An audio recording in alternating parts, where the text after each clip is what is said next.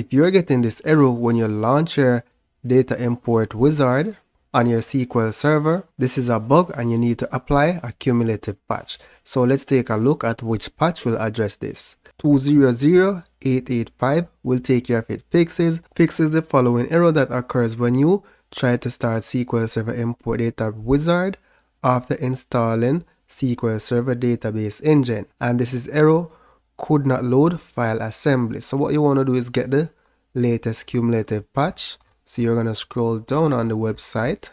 Now to download a specific patch, you can select the second option that says how to obtain or download this cumulative update package for Windows from Microsoft Update Catalog. So if we open this link in a new tab, so if you select the second link, you'll see the link that will take you to the Microsoft Update Catalog. So if we right click on this link, open a new tab, it will take you to the catalog where you can download a specific patch. However, I went ahead and downloaded the latest patch and I'll be installing it. Select next to install it on all my instances. Select next to continue. Let me close this wizard.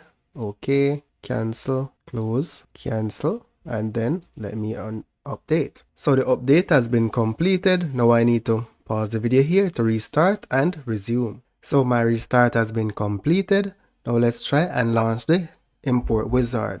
So it's this version here and I'm able to connect successfully without any issues. So applying the cumulative patch definitely take care of that issue. So that's it for now guys. Thank you for watching and see you in the next video.